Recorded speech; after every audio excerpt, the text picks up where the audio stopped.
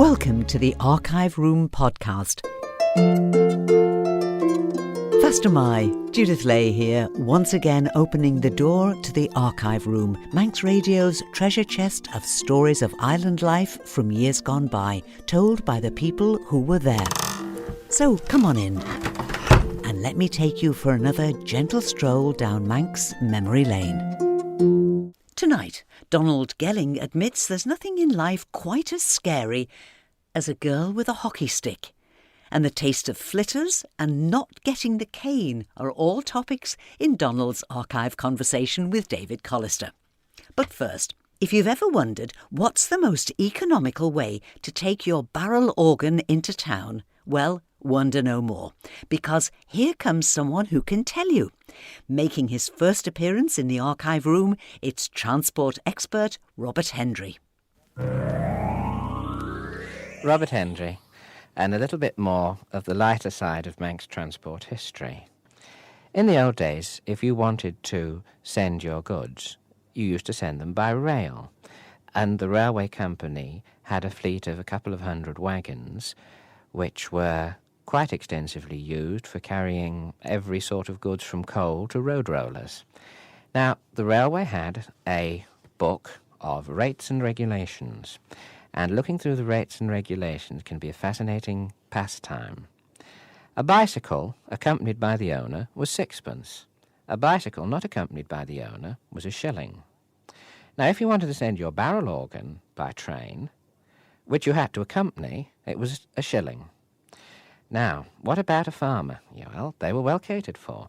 You could send your chaff cutter, your hay cutter, your turnip slicer, your churn, your mangle, or your similar light and fragile machine, when unpacked, at your own risk, let it be added, at just 1 and 3pence. Well, what happens if you wanted to send live ducks, fowls, or rabbits? Well, that was no problem at all. For a goose or a turkey, 6pence. For 2 geese or turkeys, 8pence. For 3 geese or turkeys, 10pence. Above 3 geese, you got a concession rate of 3pence a goose. Now, long ago, on the Manx Northern Railway, there was a farmer who didn't really like the idea of having to pay for his pig when he went to market. And it occurred to him that a passenger was allowed so much free personal luggage. So, one day he turned up at the station with the piglet under his arm. The booking clerk said that it would be so much for the pig, and he explained that the pig was hand luggage. The booking clerk was a little nonplussed at this, because the man hadn't got any other hand luggage, but he didn't think a pig counted as hand luggage. So, ultimately, as the man was going to Ramsey, he spoke to the guard, and the guard arranged to speak to the manager of the then Manx Northern Railway Company, John Cameron, who pointed out to the farmer that a pig could not possibly be hand luggage.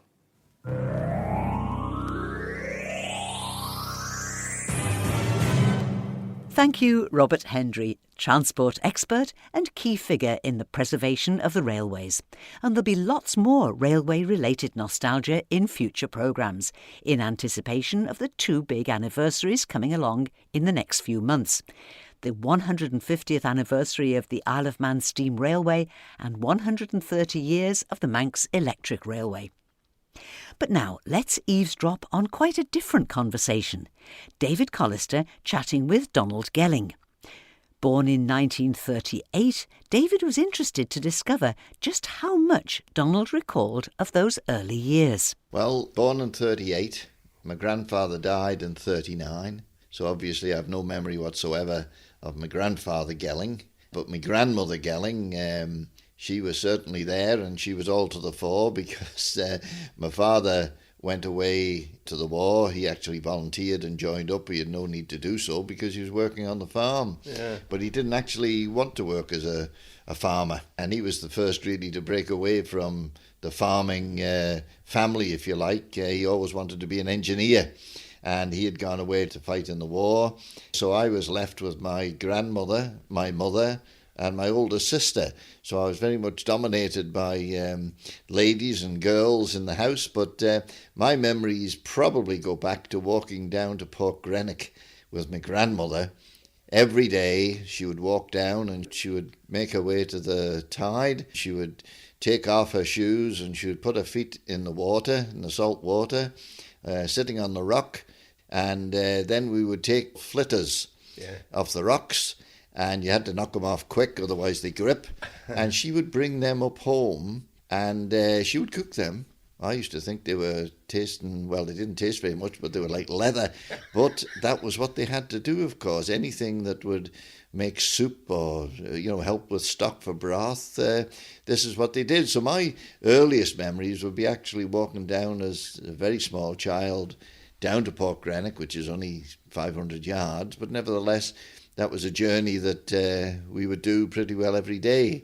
I recall as well that every week at the weekend you would go into town, and of course the market was flourishing at that time in Douglas, because you would bring in your homemade Manx butter, your vegetables and whatever you had, and you would sell them, and then of course you'd go and buy your shoes or your clothes or whatever was needed. So there was very much the case of the weekend was the time when you sold and you purchased.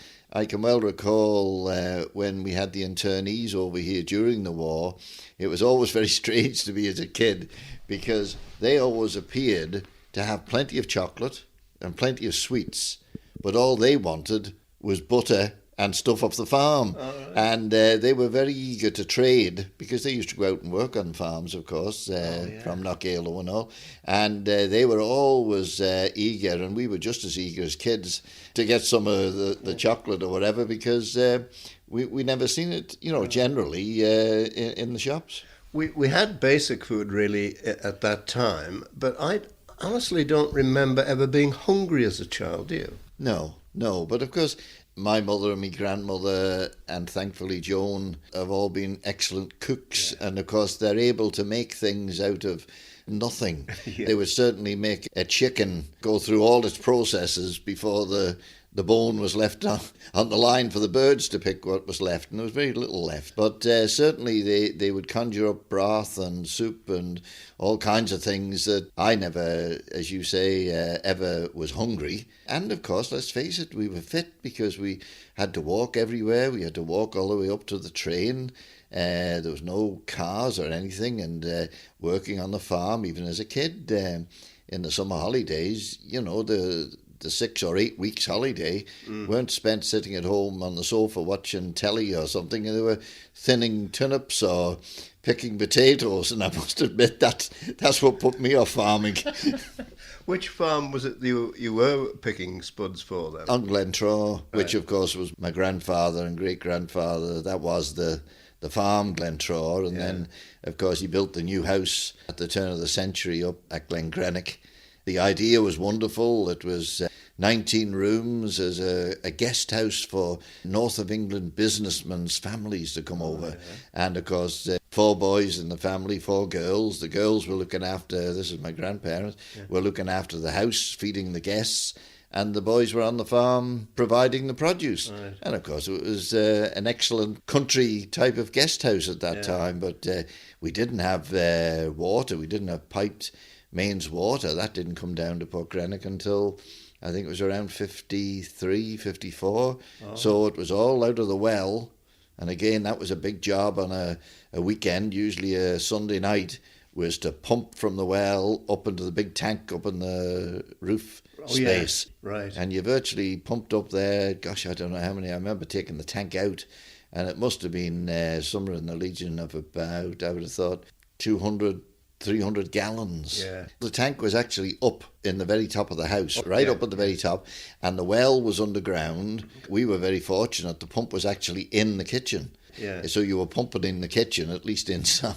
Right. But I'll tell you built up some muscle. Yeah. And was that water then good enough to drink? Absolutely. Yeah. Oh, it was beautiful. It was crystal. You know, when you look at water and it sparkles, you know that's clean.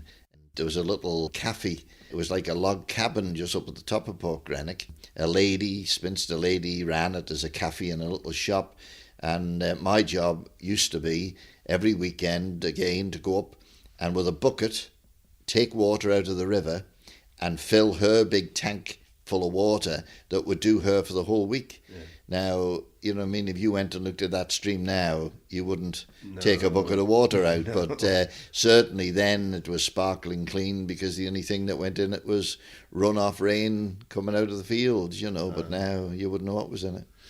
Do you remember your first day at school then? Yes, Santon School, wonderful school, but of course in them days you did spend all your time at that school, unless you got to the high school or whatever.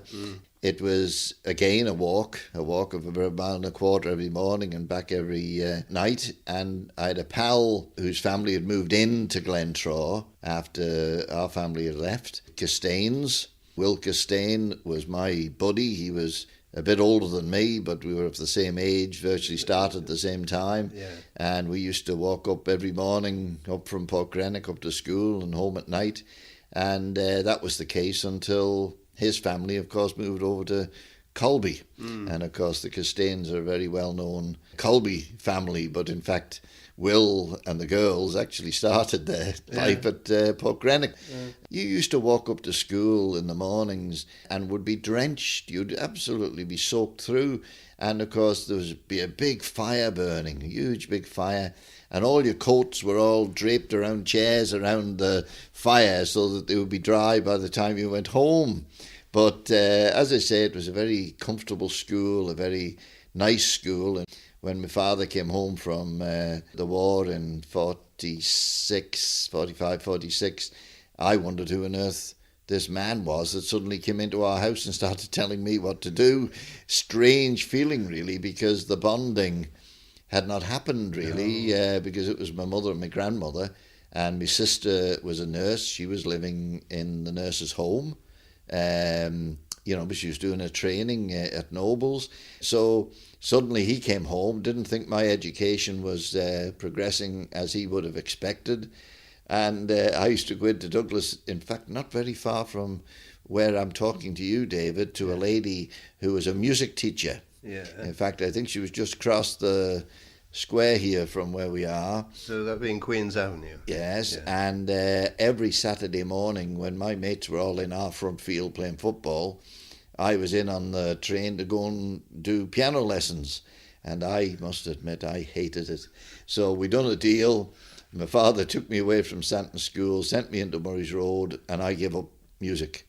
That is how I went to Douglas High School. Because if I'd have stayed at Santon, of course, I would have gone to Castle Rushen. Yeah, of course. Where the others went. So in that respect, probably a lot of my pals went in a different direction. So school-wise, I was probably the only one heading in to Douglas in the morning. And again, going into Murray's Road, it was on the train, and then you had to walk from there up to Murray's Road. But my sister, in them early days, of course, was going to Park Road School. Yeah. So you walked up with her. And What did you do at lunchtimes at Murray's Road then? you had your packed, as they would say today, your packed lunch. Oh, yes. Yeah, we had our sandwiches.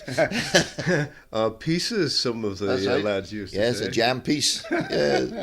Douglas High School for boys then. Which teachers do you remember from that? Probably the ones that stand out in my mind is a gentleman called Shackleton. Oh, Shacky, the woodwork Yes, master. Absolutely. Yeah. Harry Carr, he stood out. Corlett, Bob Corlett from Peel. that's right. Yes, a science, was he? Yes, but I remember him because he was the deputy head. And if you misbehaved, of course, you were sent to the deputy head to get the cane. And were you? Just once, but it never happened because it was rather a strange occasion. There were three of us sent to the deputy head. A guy, I'm sure he won't mind me mentioning him, David Jepson. Good sportsman, good badminton player. In fact, one of his sons was an RAF pilot. I think he was flying one of the Red Arrows. But anyway, he was a tough man, as they say, and you used to have to stand just in the doorway of the corridor because Bob used to, his cloak over his arm, he used to take a big, long, sweeping stroke. Yeah. And as he came down, David Jepson shot out of the door with the stick following him, and they never caught him, and Bob Corlett was so shocked. Jepson never stopped. He was still going down the corridor that he sent us two back to the class. He just couldn't control himself because, but that's the only time. But as I say, they were good days. to be honest, as a country lad, you went in then on the bus. You came home on the bus. If you were late home, you had to explain why you were late. Were you in detention? What had you done? You had misbehaved. You've let the family down, you know? Yeah. So invariably, you would rather take a couple of strokes of the stick or something other than being in detention. Detention was the last thing you would want, because it would then be disclosed to your family and you would get into more trouble when you got home. But as I say, I don't think it ever done us any harm. It certainly give a lot of rick, as they say, on the pupils, but it was good fun. Some of them teachers, after left school, used to bump into them, and they used to still keep track on pupils, certain pupils in the school. They would say, have you seen this fella or that fella or whatever? Well, there'd be Bertie Reed, I suppose. Bertie Reed, you know, I met a lady up at the hospital. I was having a cup of tea, and she came and sat down, and she said, do you know who I am? And I said, I do indeed. You're the Reverend Bertie Reed's daughter. Really? Yeah. And it was Miss Geraldine Reed that was, who of course married the TT rider, Campbell. Yes. And we had a long conversation, must have been 40 minutes, about Bertie. And I was telling her that the thing to do with Bertie Reed, of course, was, just accidentally, of course, was just to happen to mention early on in the lesson about a motorbike or something. Yes. And the whole lesson then was nothing but motorbikes. Yeah. And we used to do this quite regularly, but he was a grand chap, was Bertie. You were pretty keen on sport as well, weren't you? Yes, I must admit I enjoyed my football, and I enjoyed athletics, and anything that was going really in the sports side I thoroughly enjoyed. And I think it's the same today as it was in them days. If you played sport and you got to play for the school, no matter what it was, or representing the school, you seemed to get noticed, you know. And I know even when it came round to prefects, the prefects always appeared that they were those who represented the school at something, you know. But then, of course, it was Ballacabeen after Murray's Road. And then St Ninian. Yes, and of course Ballacabeen was girls one end and boys the other, and we weren't allowed anywhere, you know, near. There was a barrier, as it were. Yeah. And the only time we went into the kind of girls' side of the school was the swimming pool. Oh, yeah. Because the swimming pool was in side. the girls' end.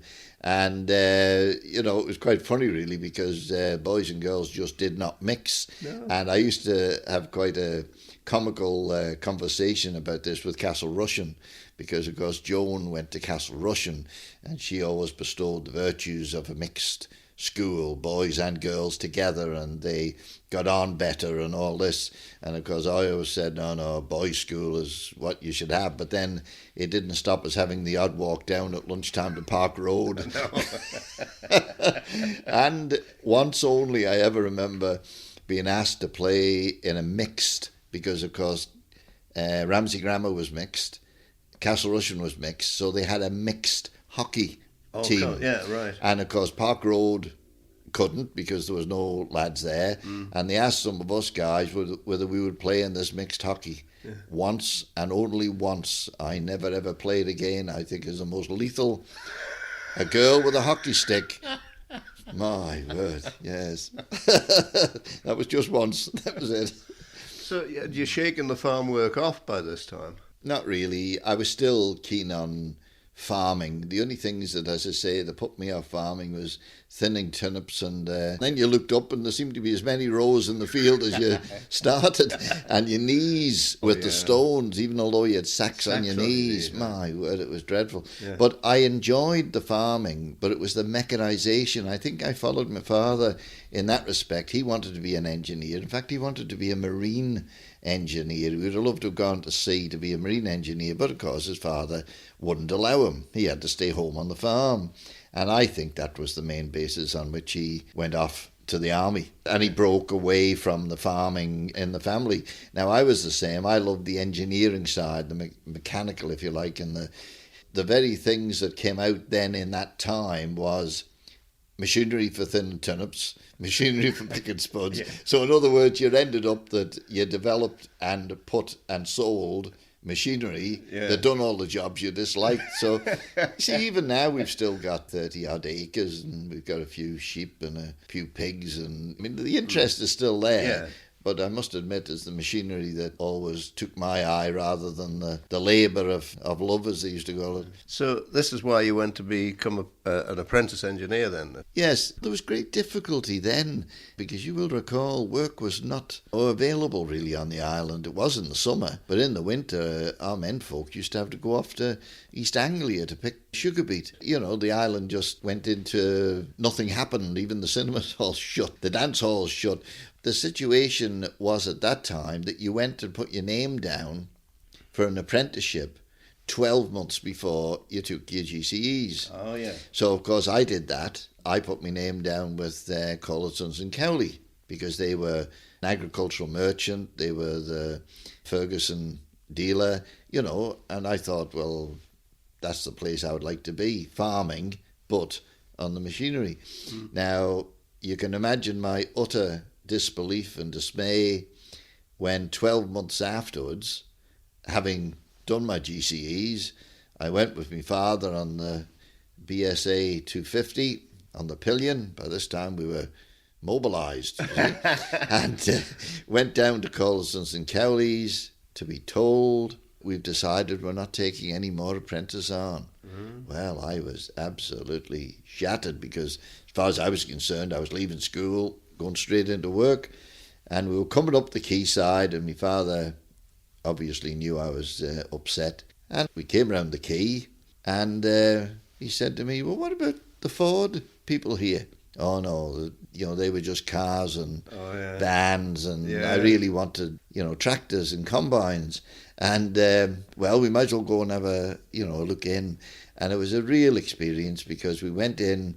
You'll remember there were houses going along there. Yeah, on the quay. Big houses, actually on the bridge, right along the bridge. Yeah. All big houses. And then there was one next to the end before Lake Road where there was an archway going through. There were still rooms above it, but you went through and the old stables were down there. And of course that was where the garage was. But in one of the other houses, there was like a showroom. The windows had been put in so you could see a car inside. And we went into the showroom, and this elderly gentleman was there with a trilby hat and, you know, a coat, tie and all on, brushing up in the showroom. And of course my father went up and asked him to see was Mr. Christian about, you know, Mr. Christian. So he said, I'll go and have a look. So he went off, went up these stairs, and about 5 minutes later, a young lady came down and said, oh, are you the gentleman that's waiting to see Mr. Christian? So my father said, yes. So off up the stairs we went, and I'll never forget it. Walked into this room, and he was this fella sitting with a trilby hat and a coat on.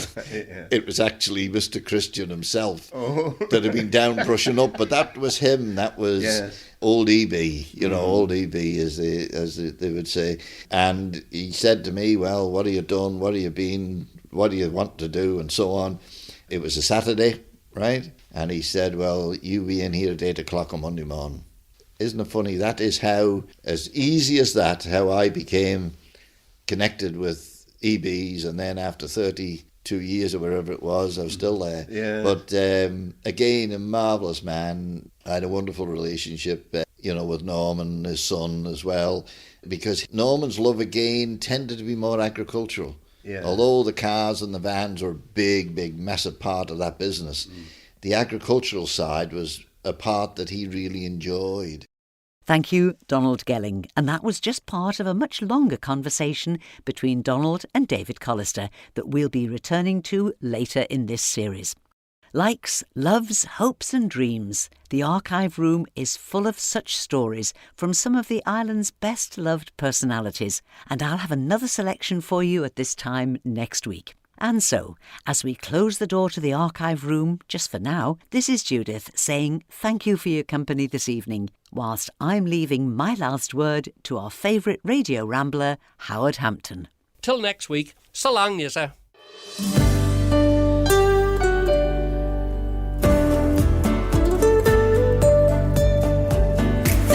Station, Manx Radio.